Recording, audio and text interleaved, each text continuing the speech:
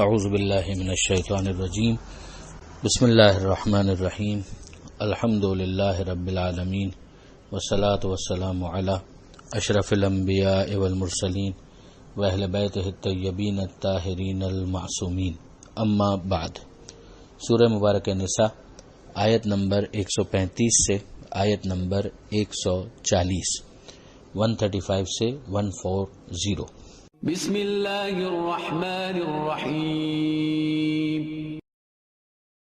یا ایہا الذین آمنوا كونوا قوامین بالقسط شہداء للہ ولو علی انفسکم او الوالدین والاقربین إن يكن غنيا أو فقيرا فالله أولى بهما فلا تتبعوا الهوى أن تعدلوا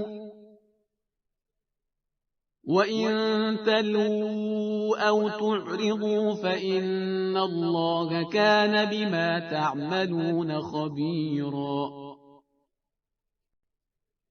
يا أيها الذين آمنوا بالله ورسوله والكتاب الذي نزل على رسوله والكتاب الذي أنزل من قبل ومن يكفر بالله وملائكته وكتبه ورسله واليوم الآخر فقد ضل ضلالا بعيدا۔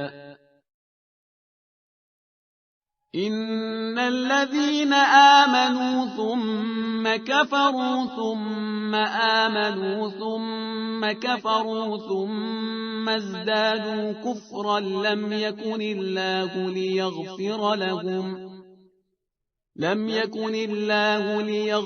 لهم ولا ليهديهم سبيلا۔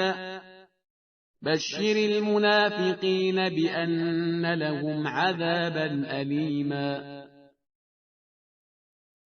الذين يتخذون الكافرين أولياء من دون المؤمنين أيبتغون عندهم العزة فإن العزة لله جميعا۔ وقد نزل عليكم في الكتاب أن إذا سمعتم آيات الله يكفر بها ويستهزأ بها فلا تقعدوا معهم حتى يخوضوا في حديث غيره إنكم إذا مثلهم إن الله جامع المنافقين والكافرين في جهنم جميعا۔ پہلی آیت جو صفحے پر ہے اس میں پروردگار عالم صاحبان ایمان کو مخاطب کرتے ہوئے ارشاد فرماتا ہے کہ یا ایھا الذین آمنوا، اے ایمان لانے والوں، کونوا قوامین بالقسط، تمہیں انصاف پر استقلال کے ساتھ قائم رہنا چاہیے، یعنی عدل اور انصاف تمہاری زندگی میں اس طرح سے رچ بس جائے کہ گویا تمہارے اخلاق کا اور تمہاری عادتوں کا حصہ بن جائے۔ شہداء للہ، اور تمہیں گواہی دینے والا بننا چاہیے اللہ کی خاطر، ایسی گواہی جس میں حقیقت کی ترجمانی ہو اور اظہار حق کا جذبہ موجود ہو، اور اس میں ٹو دا ایکسٹینٹ، اس حد تک کہ ولو علی انفسکم، چاہے اس گواہی کا ضرر خود تمہارے اپنے خلاف ہو، یعنی اس کی وجہ سے تمہیں بھی نقصان پہنچ رہا ہو، اول والدین، یا تمہاری گواہی کا نتیجہ یہ ہو کہ تمہارے ماں باپ کو نقصان ہو رہا ہو، والاقربین، تمہارے رشتہ داروں کو نقصان ہو رہا ہو۔ ان یکن غنیا او فقیرا فاللہ اولی بہما، وہ غنی ہیں یا فقیر ہیں، اللہ ان کا زیادہ بہی خواہ ہے، یعنی اللہ ان کی زیادہ بہتری جاننے والا ہے اور بہتر کرنے والا ہے۔ تم ان کے حق میں گواہی کیوں دو گے جبکہ وہ حق پر نہیں ہے؟ ظاہر ان کو کوئی فائدہ پہنچانے کے لیے، وہ ایسا فائدہ ہوگا کہ جو دنیا کے اندر ان کے لیے ظاہری طور پر مفید ہو سکے، اس سے روکا جا رہا ہے کہ اگر معاملہ ایسا ہے کہ اس میں قصوروار تم خود ہو تو اپنے خلاف بھی گواہی دو، اور اگر قصوروار تمہارے والدین ہیں تو ان کے خلاف گواہی دو، اگر رشتہ دار ہیں تو ان کے خلاف گواہی دو۔ کسی بے گناہ کو سزا دلوا کر کسی اپنے رشتہ دار کو بچا لینا یہ اسلام کی نظر میں ایک گناہ ہے اور بہت بڑا گناہ ہے۔ ہم دیکھ چکے ہیں اس سے پہلے پروردگار عالم نے اس بے گناہ یہودی کے حق میں بھی قرآن مجید کی آیتوں کو نازل کیا اور ان لوگوں کی مذمت فرمائی کہ جنہوں نے صرف قوم قبیلے ہونے کی وجہ سے، بظاہر مسلمان ہونے کی وجہ سے، بظاہر صحابی رسول ہونے کی وجہ سے ان کی فیور کی تھی، جبکہ وہ مجرم تھے۔ یہ ہم پیچھے پڑ چکے ہیں۔ اب یہاں پر پروردگار عالم نے ایک قاعدہ بیان کیا۔ یہ اگر ہم دیکھیں تو قرآن مجید کا بہت زیادہ فوکس ہے اس کے اوپر کہ انسان جو ظلم کے خلاف اٹھ کھڑا ہونے والا بنے۔ ہم سورہ حدید کے اندر بھی انشاءاللہ جب پہنچیں گے تو وہاں پڑھیں گے کہ پروردگار عالم نے انبیاء کی بعثت کا ایک مقصد یہ بیان کیا کہ ان کے ساتھ خدا نے کتاب کو نازل کیا، حدید کو نازل کیا، کیوں؟ لیقوم الناس بالقسط، تاکہ لوگ کھڑے ہو جائیں عدل کے لیے اور انصاف کے لیے۔ خود امام زمانہ عجل اللہ تعالی فرجہ الشریف جب ان کا ظہور ہوگا تو بشارت یہی ہے کہ یملأ الارض قسطا وعدلا کما ملئت ظلما وجورا، کہ وہ زمین کو عدل و انصاف سے ویسے بھر دیں گے جیسے وہ عدل و ظلم و جور سے بھری ہوئی ہوگی۔ تو ظاہر ہے کہ جو ان کے ٹیم ممبرز ہوں گے، جو ان کا ساتھ دینے والے ہوں گے، ان کا مزاج ظالمانہ نہیں ہونا چاہیے، ان کا مزاج عادلانہ ہونا چاہیے۔ تو اس کی تیاری قرآن مجید بہت پہلے سے کروا رہا ہے کہ قوامین بالقسط بنو، یعنی مستقل مزاجی کے ساتھ عدل و انصاف کے پیروکار بنو، خوگر بنو اور اس کی ترویج کرنے والے بنو اور اس کے لیے اقدام کرنے والے بنو۔ گواہی دو چاہے تمہارے اپنے یا رشتہ داروں کے نقصان میں ہوں۔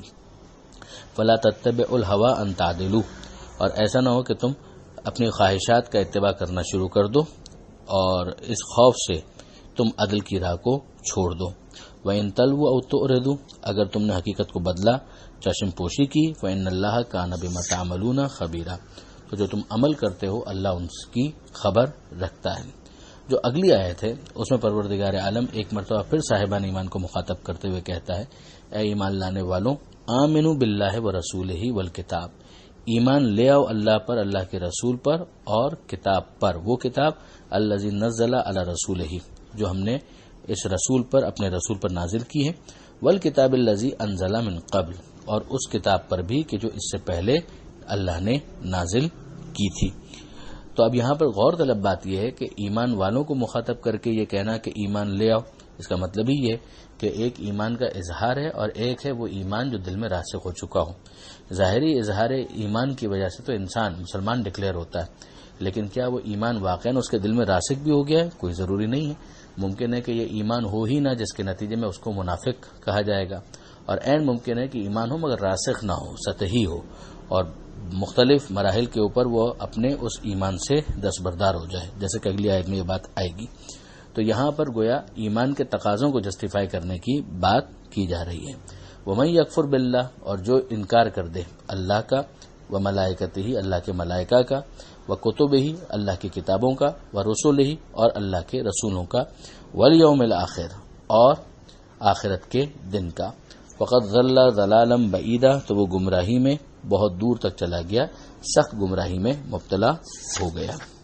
اس کے بعد کی جو آیت ہے اس میں پروردگار عالم ارشاد فرماتا ہے، اور یہ منافقین کے بارے میں ہے کہ ان الذین آمنوا، یقیناً وہ لوگ جو ایمان لائے، ثم کفروا، پھر اس کے بعد انہوں نے کفر اختیار کیا۔ اب جو پچھلی آیت تھی کہ ایمان والوں کو ایمان لانے کے لیے کہا جا رہا ہے، اس آیت کے ساتھ اس آیت کو ملا کر دیکھیے تو بہت زیادہ وضاحت خود بخود ہوتی چلی جائے گی۔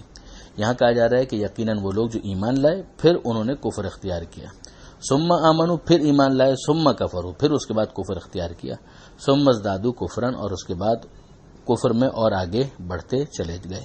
یعنی اب ان کا جو ایمان ہے وہ مستحکم نہیں ہے، یا تو وہ اپنے نفاق کی وجہ سے ایسا کر رہے ہیں، یا واقعاً ان کا ایمان ہی ڈھل مل یقین والا ایمان ہے کہ کبھی وہ پیغمبر اکرم کے اخلاق کو دیکھتے ہیں، امپریس ہو جاتے ہیں تو قریب آ جاتے ہیں، بظاہر ایمان کا اعلان بھی کر دیتے ہیں، پھر اس کے بعد کسی موقع پر وہ ایمان جو ہے وہ ختم ہونے لگتا ہے، دستبردار ہو جاتے ہیں، کبھی دنیاوی جاہ و جلال کی وجہ سے، کبھی ویسٹیج انٹرسٹ کی وجہ سے۔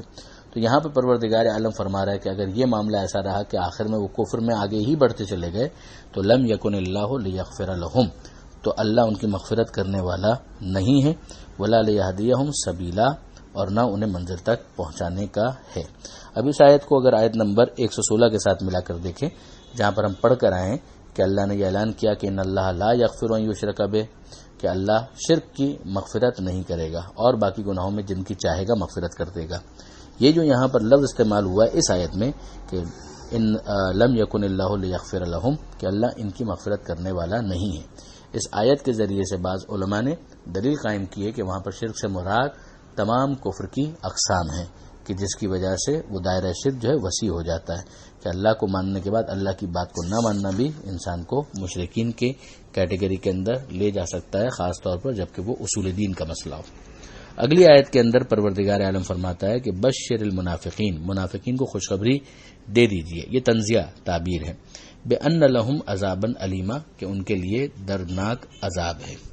ظاہر ہے کہ جو دردناک عذاب ہے تو یہ بشارت یا خوشخبری تو نہ ہوئی، مگر یہ خوشخبری کہنا اس کو یہ ایک طنز ہے۔ پھر یہ کون ہے منافقین؟ الذین یتخذون الکافرین اولیاء من دون المؤمنین، یہ وہ لوگ ہیں کہ جو اہل ایمان کو چھوڑ کر کافروں کو اپنا سرپرست بناتے ہیں، اپنا ساتھی بناتے ہیں، الائنس ان کے ساتھ کرتے ہیں اور مومنین کو چھوڑ دیتے ہیں۔ یہ دونوں شرطیں بہت اہم ہیں۔ ایبتغون عندهم العزہ، کیا وہ ان کے پاس عزت کی تلاش میں ہے؟ فإن العزت للہ جمیعا، تو یاد رکھو کہ عزت ساری کی ساری اللہ ہی کے لیے ہے۔ ظاہری شوشہ، ظاہری بھرم، ظاہری ششکے، یہ ساری چیزیں انسان کو امپریس کرتی ہیں اگر اس کے دل میں ایمان راسخ نہیں ہے، ورنہ وہ اس بات کو جانتا ہے کہ اصل عزت جو ہے وہ پروردگار عالم کی طرف سے ہے۔ یزید دربار بھی اگر سجا لے اسے خدا صاحب عزت نہیں مانے گا، اور جو خدا کے حقیقی نمائندے ہیں اگر وہ ابراہیم ہوں اور نمرود کے سامنے قید بھی ہوں، گرفتار بھی ہوں، تب بھی عزت ابراہیم علیہ السلام ہی کی ہوگی، موسیٰ علیہ السلام ہی کی ہوگی، اور پیغمبر اکرم کی اور ائمہ معصومین علیہم السلام کی ہوگی۔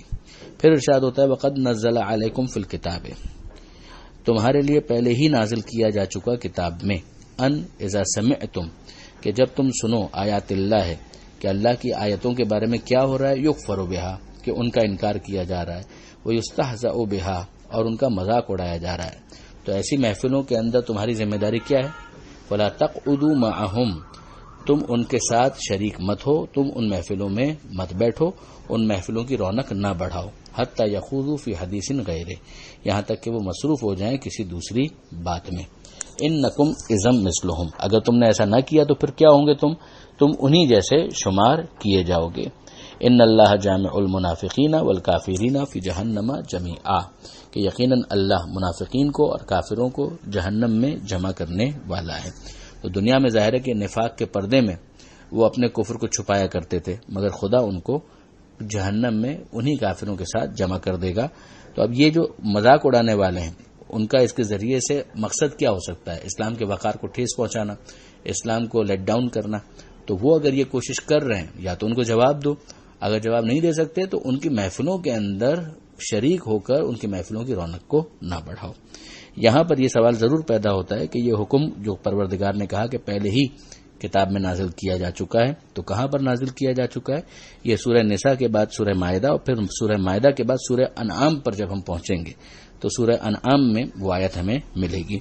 من جملہ یہ بھی ایک دلیل ہے کہ قرآن مجید کی ترتیب تلاوت اور ہے، ترتیب نزول اور ہے۔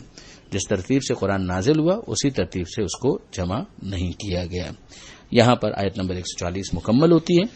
پروردگار عالم سے دعا ہے قرآن مجید سمجھنے اور اس پر عمل کرنے کی توفیق عطا فرما، وارث قرآن امام زمانہ کے ظہور میں تعجیل فرما۔